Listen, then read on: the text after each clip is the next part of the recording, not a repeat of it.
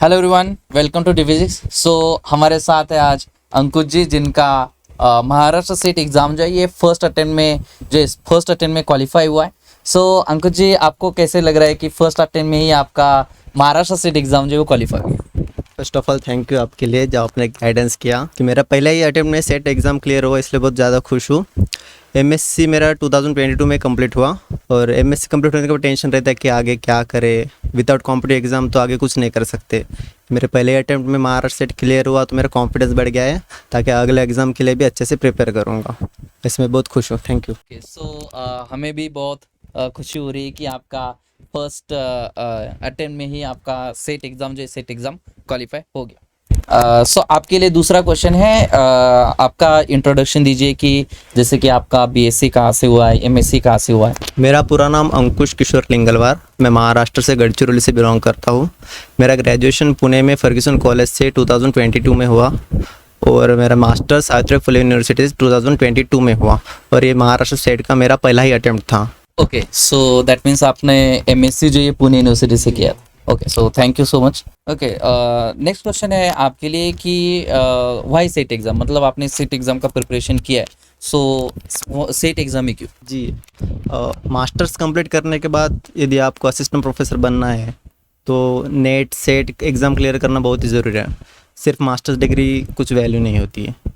इसलिए मतलब आप एमएससी में 80-90% भी स्कोर करो, लेकिन आपकी सेट या नेट क्लियर नहीं है तो आप कहीं एलिजिबल नहीं होते।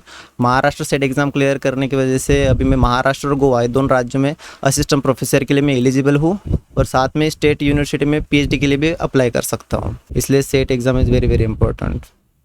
Okay, that means set exam जो है, सेट एग्ज़ाम बहुत इंपॉर्टेंट है, बिकॉज विदाउट सेट एग्ज़ाम आप असिस्टेंट प्रोफेसर के लिए अप्लाई नहीं कर सकते। अगर आपको असिस्टेंट प्रोफेसर बनना है तो सेट एग्ज़ाम क्वालिफाई होना बहुत ज़रूरी है। जैसे कि आपके पास कितने भी परसेंटेज हो एमएससी में, 80% हो, 90% हो, तो वो परसेंटेज अगर आपके पास है, अगर आपके पास सेट एग्ज़ाम नहीं है तो फिर उस परसेंटेज का भी कोई फ़ायदा नहीं होगा। सेट एग्ज़ाम होना, क्लियर होना बहुत ज़रूरी है। मैं जब एमएससी में था तब पढ़ेकर सर के यूट्यूब पर ऑनलाइन लेक्चर करता था।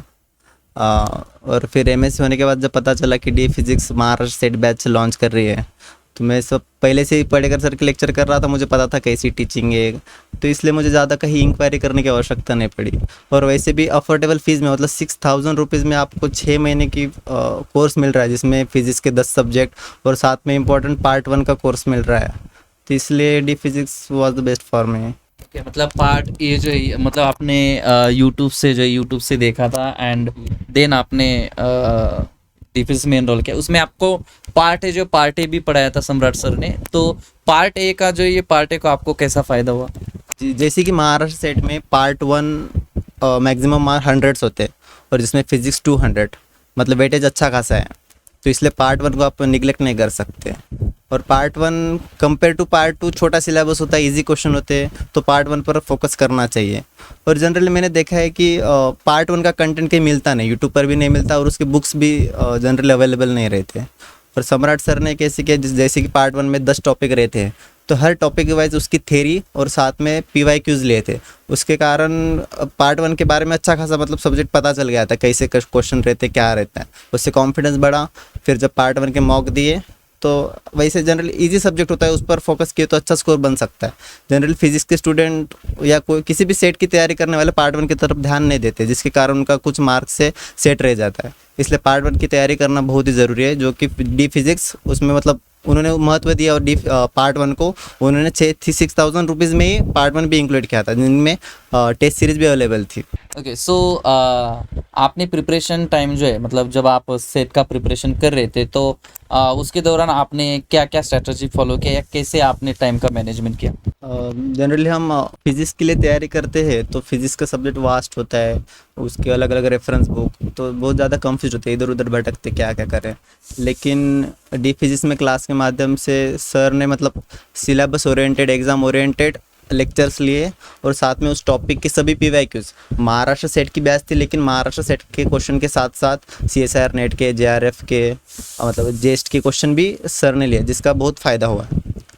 और जनरली क्लास रेगुलर 6 घंटे तक क्लास रहते थे, तो रेगुलर क्लास और साथ में क्लास में जितना पढ़ाया उसके नोट्स भी रिवाइज करें ना, बहुत सी पढ़ाई हो जाती है। ओके, दैट मीन्स आपने पूरे नोट्स फॉलो किए थे जो आपको क्लास में पढ़ाया गया था, एंड उसके पीवाईक्यूज भी आपको प्रोवाइड किए गए थे, तो उसका भी आपको डेफिनेटली फ़ायदा हुआ। ओके, फिजिक्स में हमारे 9 सब्जेक्ट्स होते हैं, एंड आपको पार्ट ए भी होता है, तो टोटल 10 सब्जेक्ट है, तो 10 सब्जेक्ट जो थे एंड आपका पार्ट ए भी था, दैट मीन्स टोटल 11 सब्जेक्ट थे।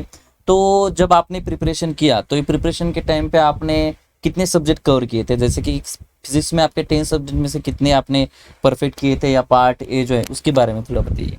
वैसे महाराष्ट्र सेट में सभी टॉपिक के लिए इक्वल वेटेज होता है, इसलिए सभी टॉपिक कवर करना बहुत ही ज़रूरी है। जैसे पार्ट 1 में भी 10 टॉपिक होते हैं, ईच टॉपिक 5 क्वेश्चन, इसलिए सभी टॉपिक कवर करना ज़रूरी है। वैसे पार्ट 1 का सिलेबस छोटा है, लेकिन पार्ट 2 जैसे फिजिक्स का सिलेबस वास्ट है, उसमें 10 सब्जेक्ट और 10 सब्जेक्ट में 10-10 क्वेश्चन। तो डिपेंड करता है स्टूडेंट के ऊपर, किसी का कौन सा सब्जेक्ट ईजी लगता है, किसी को कौन सा डिफ़िकल्ट लगता है, उस हिसाब से वो उस सब्जेक्ट पर ध्यान दे सकते हैं। लेकिन कवर तो सभी सब्जेक्ट को वैसे करना पड़ता है। जनरली स्टूडेंट को AMP, SSP, इलेक्ट्रॉनिक्स इसका सिलेबस छोटा है, इजी होता है, तो इस पर अच्छे से कवर कर सकते हैं। और जो बड़े सब्जेक्ट हैं वो भी पढ़ना ज़रूरी है, लेकिन यदि टाइम नहीं है तो एटलीस्ट गो थ्रू करना ही पड़ेगा, मतलब सभी टॉपिक तो पढ़ना ज़रूरी है।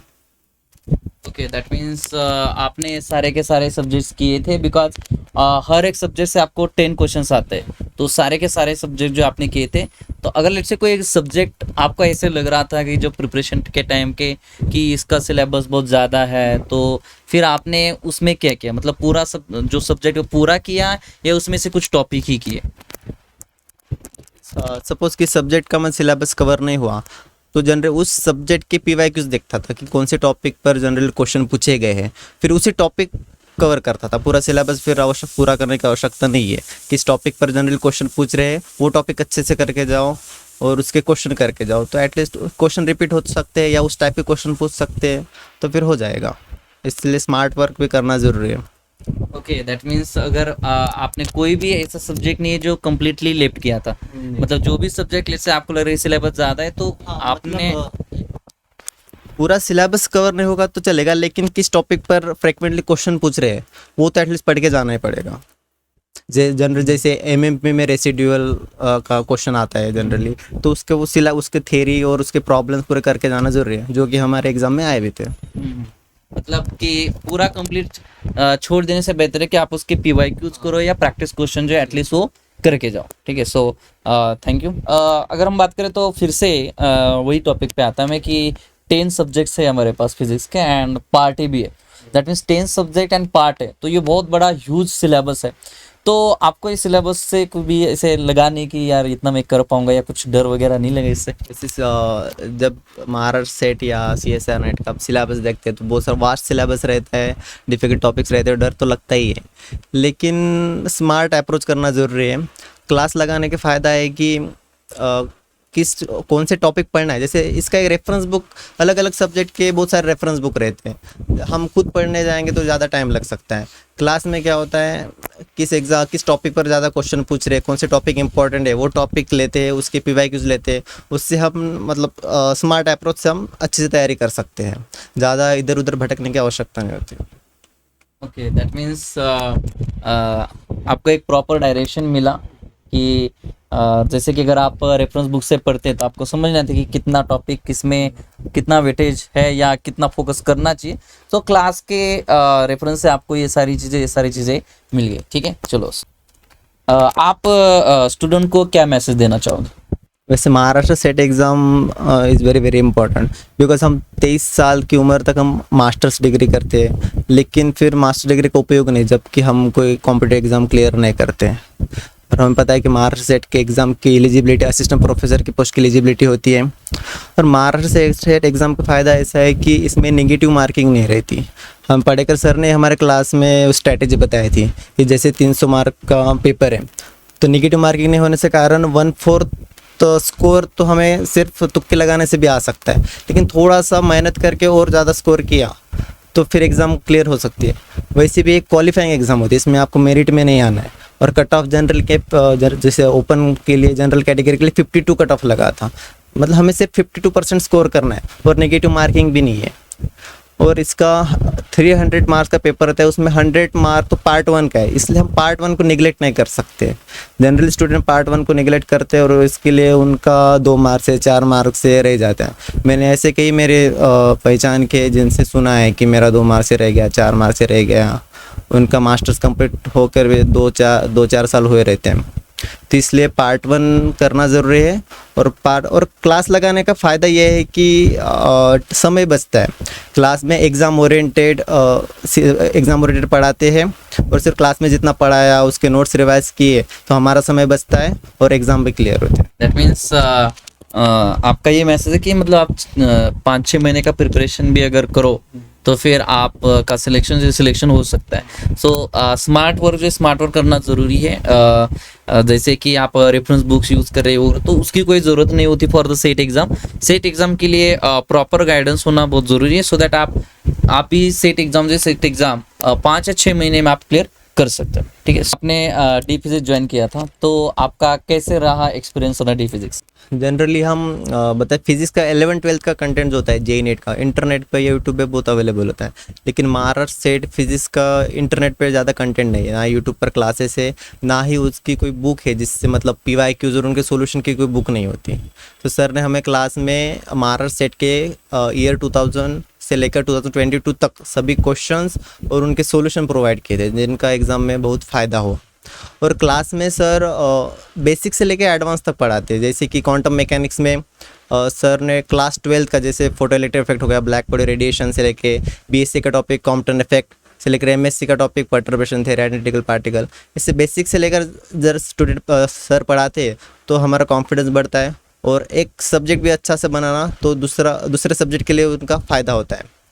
और रेगुलर क्लासेस और एक हफ्ते में जितना पढ़ाया उसकी एक संडे को टेस्ट होती थी, जो उसका भी रेगुलर मतलब रिवीजन होती थी और हमें पता चलता था कि कितनी पढ़ाई हुई कितनी नहीं हुई, फिर उसको हम इम्प्रूव कर सकते थे। सो दैट मीन्स ओवरऑल आपका जो एक्सपीरियंस था तो वो एक्सपीरियंस अच्छा था जिसका डेफिनेटली आपको फ़ायदा हुआ है। So thank you sir for your guidance and support till now. हाँ, मतलब आपने 6 मंथ के क्लासेस में तो गाइडेंस किया, उसके एग्ज़ाम होने के बाद भी आप कनेक्टेड थे कि किसी का पेपर अच्छा गया किसी का नहीं गया, रिजल्ट लगने तक तब आप कनेक्टेड थे। ऐसा नहीं कि क्लास हो गया फिर स्टूडेंट से कोई कांटेक्ट नहीं, ऐसा नहीं था, अभी भी कांटेक्ट में और आगे भी रहेंगे। okay, definitely DFIS is always with you if you need any help, so DFIS always help you. So thank you so much